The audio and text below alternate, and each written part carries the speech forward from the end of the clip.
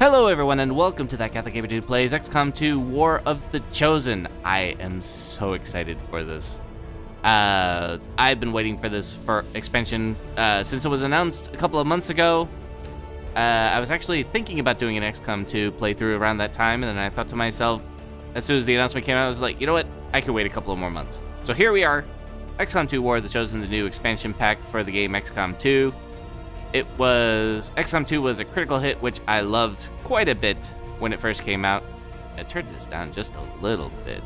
It's a very dramatic music in the background going on here. I'll probably fix that in post, but for right now, it's making this introduction a little difficult. Anyways, where was I? So yes, I played that game quite a bit. They released a couple of DLCs that they were, I mean, I liked them, but some people were kind of fuzzy about it, but everyone seems to agree that XCOM2 War of the Chosen is just the best thing ever to hit the shelves. So we're gonna go ahead and play this thing. I have played only maybe about 3 or 4 missions, about 2 hours into the campaign, just to be sure that I was able to do some recording and, you know, just do a couple of quick checks. So that's that. And also just to see if things have been so completely radically altered. The thing is that, as I just select my difficulty here, we're going to play on Commander, which probably means we're going to lose our first campaign, but that's part of the fun. That's part of the fun. So we're also going to turn on the tutorial, and the reason why is because a lot of the story is woven into the tutorial. And for those who watched my videos of my first attempt at playing through XCOM 2 before it was interrupted, you'll see that a lot of the cutscenes will repeat, but there will be some new things in there as well. And so that first mission will again be the same tutorial mission. So if you want to skip this first episode, that's okay. There's only one real cutscene, but for those of you who are new, this will be the definitive experience for XCOM 2. And I've seen it, at least as far as the cutscenes are.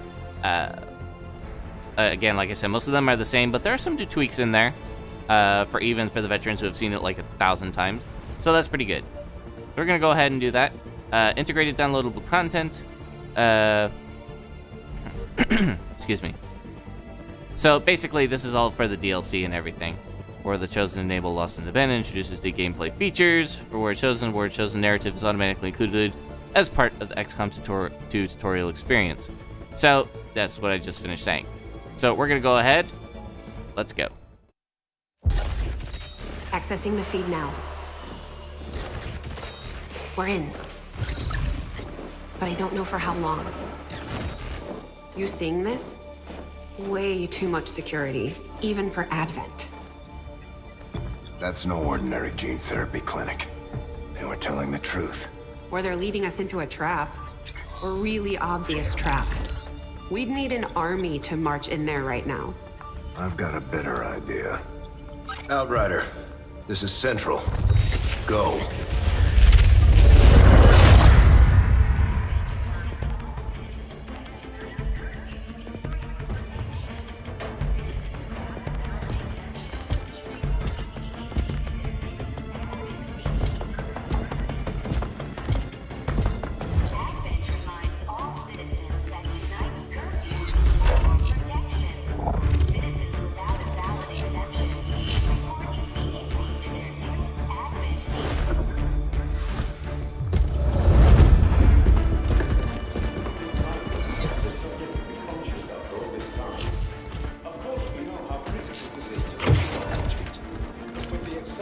Timeline you placed upon us, mistakes are bound to happen. It wasn't our fault. Please! There's no need for any of this. I will do what you ask of me. I just need additional time. Did you say something? You're one of those. You must understand, I had no choice. Outrider, report.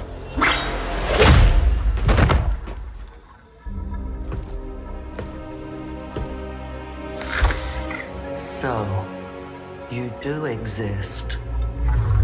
Outrider to Avenger, I have visual confirmation. Are you sure?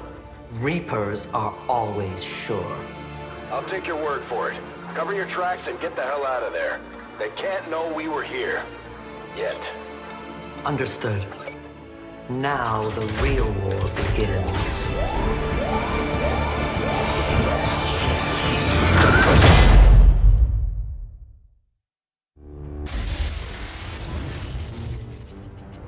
Excitement continues to build as city centers across the globe prepare for the 20th anniversary of Unification Day.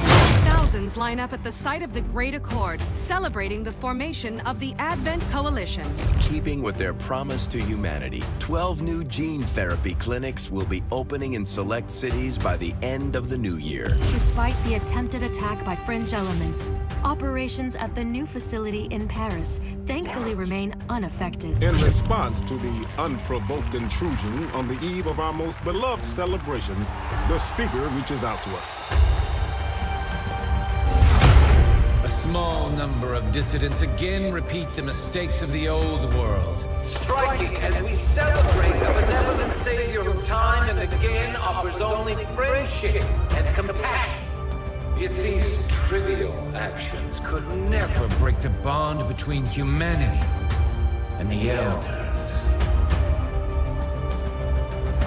Peacekeeping forces have already made several preemptive arrests of known collaborators. Advent again assures all citizens that today's celebrations will continue as planned.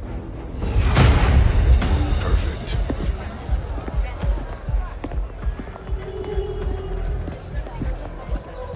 The Advent administration reminds you to report all suspicious activity to your nearest peacekeeper. Only together can we build a better tomorrow. Approaching position. You were right. They've definitely got their hands full today. Stay focused. Prep gate crasher. 60 seconds.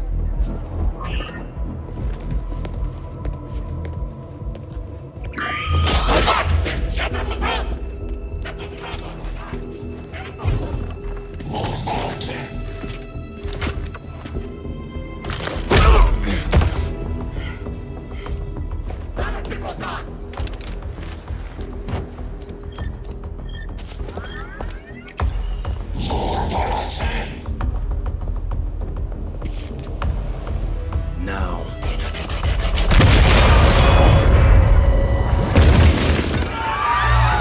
Signal received. Loud and clear. Okay, Gatecrasher. Your turn.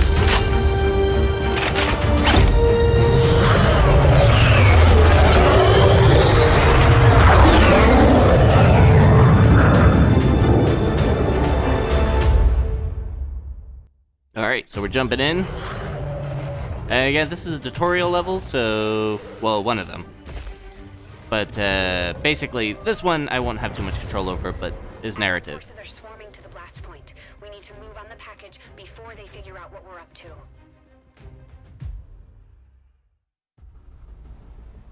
First things first. You need to get out of sight. Grab some cover near that low wall. Copy that. Moving up. Now, for those of you who know or have played the first game, one thing that you'll notice is the buttery smooth frame rate. Oh my goodness, they have improved this dramatically. Before, even like just scrolling around while recording would kind of stutter a little bit. It's amazing. The unit flag shows the soldier's health, blah, blah, blah, blah. Position, but I'm exposed here. It's better than nothing. But see if you can't find a safer position further out. Looks like full cover ahead. Moving out. Alright, so... and again, we're just gonna go through the motions on here. Stay close. Keep pace with Crasher 1. They're kind of teaching you how to play poorly, really. But, Double time. because you would never really dash, although... They're holding position. We're gonna have to go through them. Stay out of sight until we're ready to strike. Copy that. Keep to the shadows until you're absolutely set. We'll only get one shot at this. In the shadows.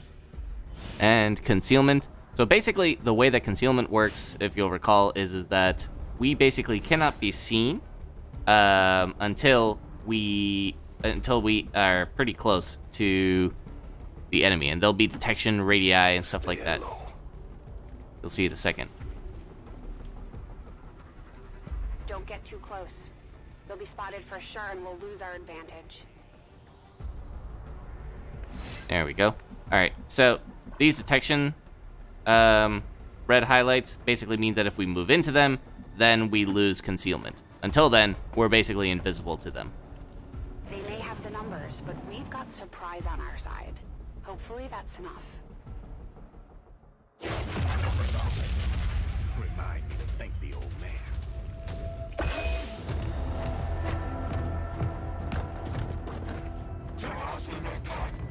You and me both. We're not out of the woods yet. We need to take out those remaining soldiers. I've got the trap on them. Permission to engage. Do it. Alright, so here we go with an attack here. And again, this is all scripted, so this is going to hit. But typically, I would say you wouldn't take a shot from there. Almost everything that the tutorial tells you is wrong, in some sense. But it's really supposed to just illustrate the concept of the...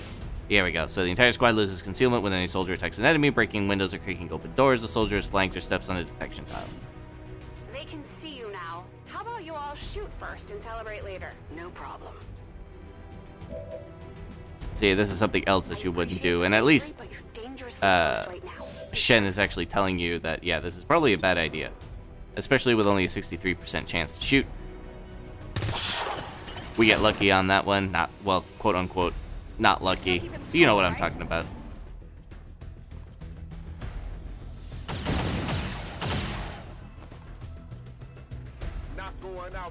So, but this is a flank shot. And so that basically means she's dead. So little tips come up talking about, you know, what's been going on. KIA in this case, this notification. These notifications are nice. They're a nice little quality of life addition to some of this stuff. Nice work. Press the advantage before they get around you. And this is a flank, obviously, so that means basically he's out of cover, and we take this pot shot. And you can tell that this is a tutorial because that would have missed in the real game because the real game hates you and wants you dead.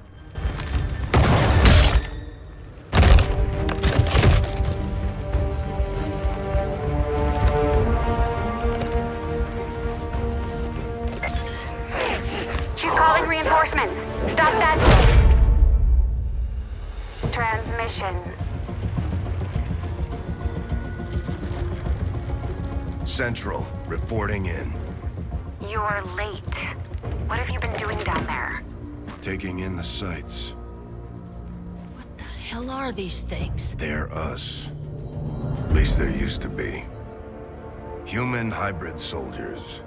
Advent's reward for obedience and service. We've all heard rumors. I just never believed it was true. No one wanted to. But we find what we're looking for today. I promise you that's gonna change. Let's move.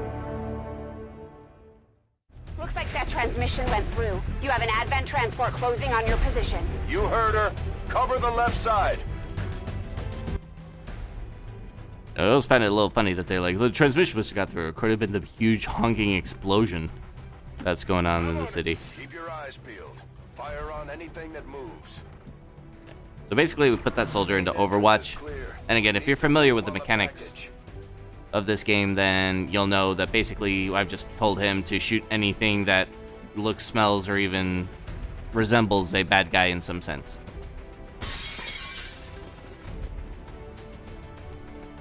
Menace 3, you're up.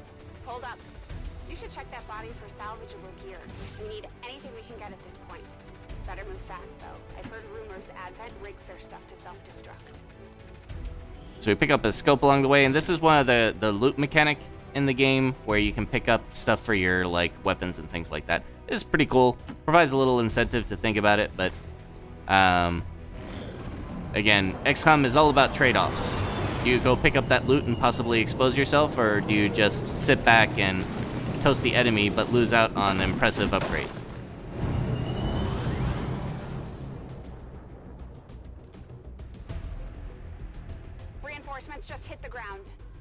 They're getting nervous. Now I know we're in the right place.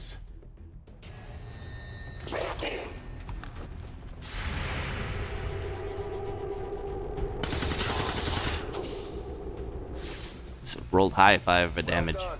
Fall back to our position. Just go. I'll try to stall him here. Don't be a hero.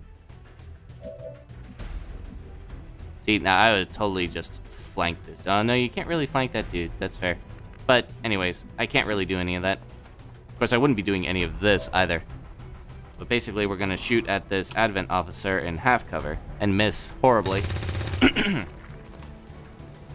Which basically means that this guy's dead next turn. Going for the door. And if I'm spoiling it, I'm sorry. I've just played this quite a few times already. For a couple of aborted Let's Plays. Security protocols. They were never expecting anyone to get this close. And so here we go, the hacking mechanism. And the idea, of course, this is that you can do system overrides. This is how you hack your objectives. The mission objectives are always are guaranteed 100%. What these things are, though, is that if you get the hack to work, then you get the bonus for this. And obviously everything is predetermined, so this is going to fail to give the bonus, because it really doesn't matter. Good. Let's go. So Central comes in here. Secure the package. Let's hope our intel was good. This is the place.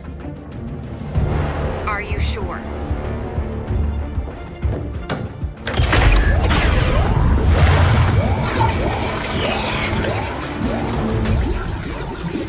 Yes. Looks like there's an access panel attached. If you got me a better look, I might be able to... Next time.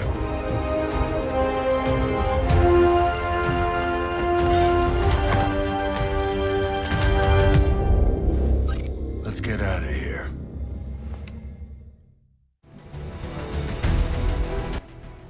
Alright, so one of the new mechanics that was introduced in XCOM2 is actually picking up units. This is in case somebody's bleeding out, typically. Security grid just lit up.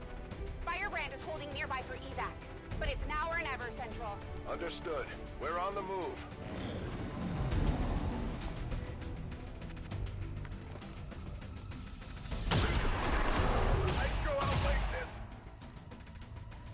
No! Central, Crasher 1 is down. You have to get out of there. We need another exit. Now!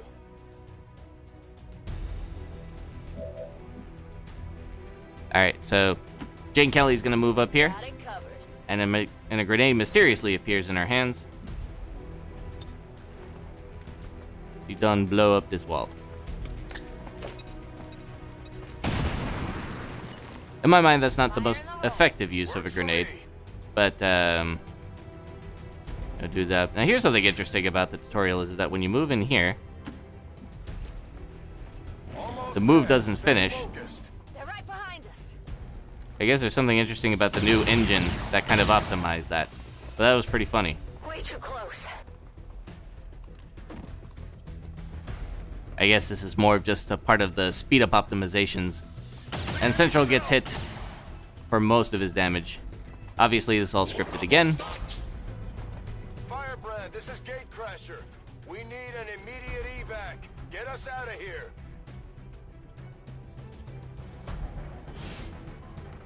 And then we'll call the Sky Ranger. This is how you basically evacuate. Get out of here.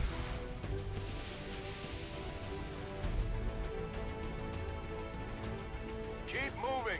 You don't need to tell me twice. And this is pretty much a tutorial. Just telling you the basic mechanics of the game. Then we're going to evac. For more cutscene goodness.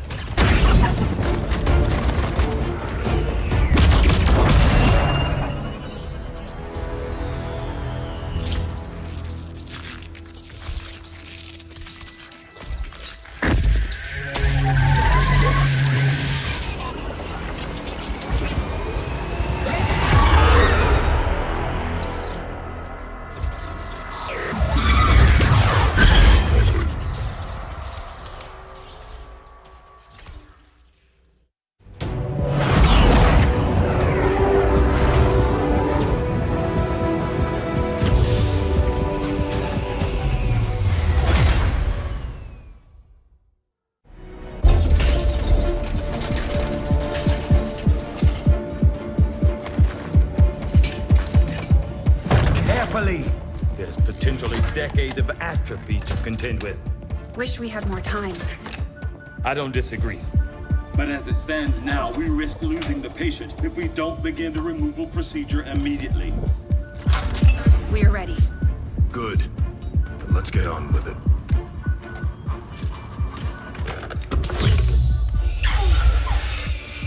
Remarkable. Just like 20 years ago. We were still calling it a war back then. We had no idea what was coming. Response from the cerebral cortex. Good. Prepping for cranial intrusion.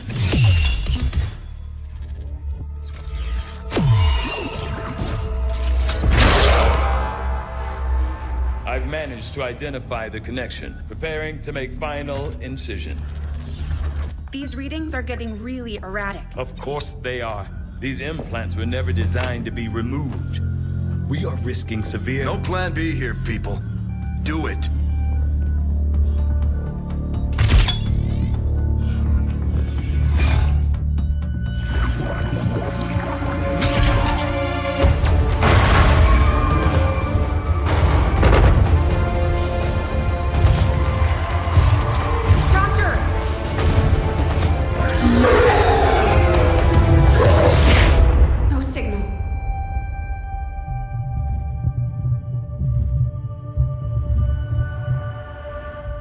Pupillary response normal. Vital stabilizing. Procedure complete. Told them it would take more than that to keep you down.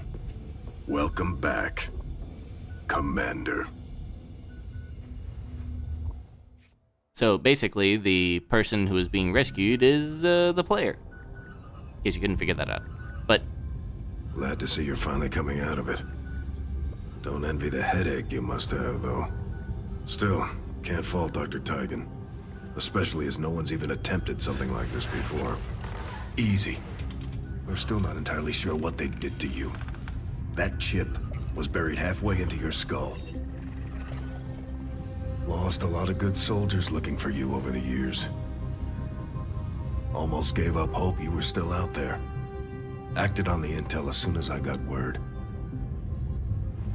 Not sure what you remember, but a lot's changed. Did the best I could, but the last 20 years have been tough without you. You feel like catching up. Shen has the archive up and running on your terminal. Otherwise, I'd go see Dr. Tigan when you're ready. There's some things you should know. He'll be better at explaining them than me. It's damn good to have you back, Commander.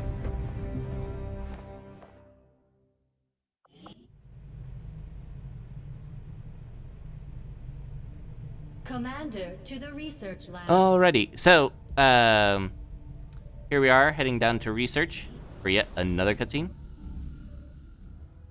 Impressive, isn't it? Capable of generating immense power, yet completely harmless to human life. If only the same could be said for the rest of the aliens' technology, Commander. Dr. Richard Tigan, Chief Science Officer. I am responsible for the entirety of our research here, as well as the procedure you so recently underwent. Welcome to my lab, such as it is. I'm not sure what Central may have told you, but we found something while removing you from the alien stasis suit. A device implanted directly in your occipital lobe. Had I access to the equipment available to me during my tenure at Advent, I would already know the precise nature of its function. However, given time and your approval, of course, Commander, I assure you, I will find out. Which brings to light an additional point. Though aspects of this facility are indeed impressive, I am but one man.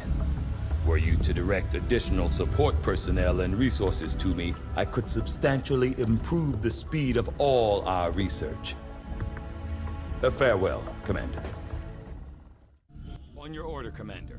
I will begin... Yeah. Okay, let's research this. So the idea is that you choose the research that we're going to do, And that will unlock things like modular weapons, which we're locked out of at the moment because this tutorial basically allows us to use things like the loot that we find on the ground.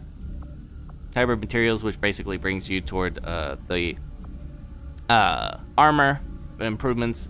And then experimental weapons, which I'm pretty sure is the DLC weaponry that you could basically get just by scanning. But I guess they've put it behind a research wall at this point. So, in any event. I'll see that work begins immediately, Commander. I'll contact you when I have a full report available. That research will keep Tygan busy for a while. In the meantime, you might want to head down to the armory. So I mentioned that the DLC weaponry is for the Alien Rulers DLC.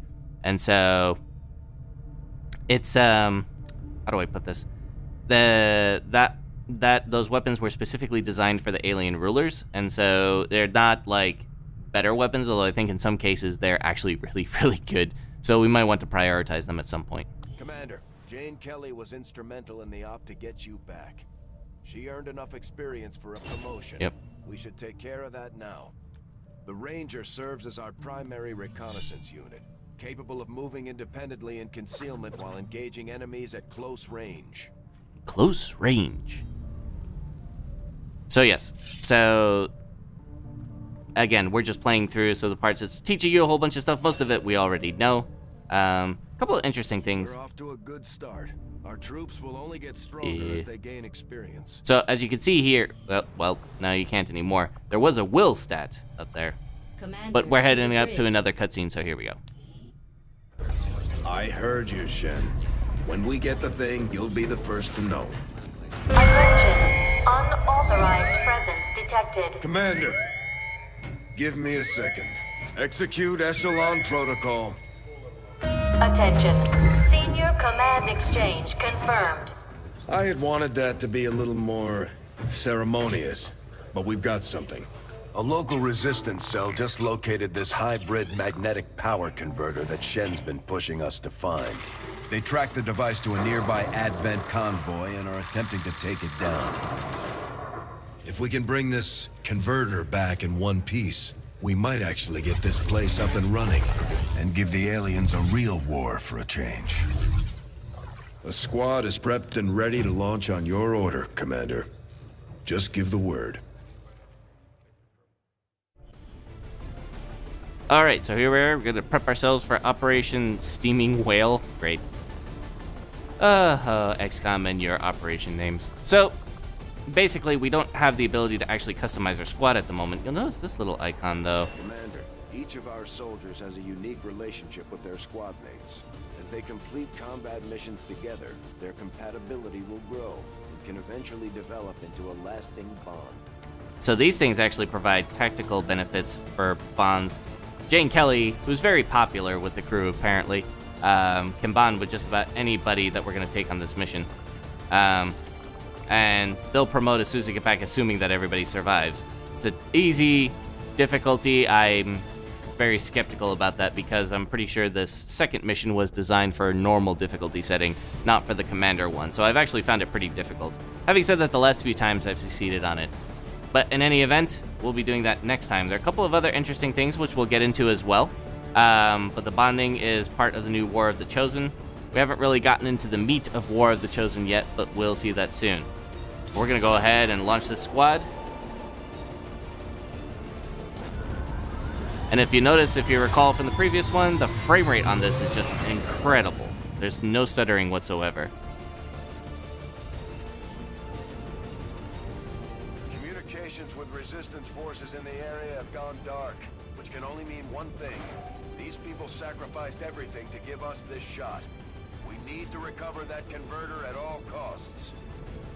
And we will do that next time on That Catholic Gamer Dude Plays XCOM2 War of the Chosen. Until then, thank you very much for joining me. If you liked what you saw, please click the like button. If you'd like to see more, please subscribe to this channel. And I will see you later.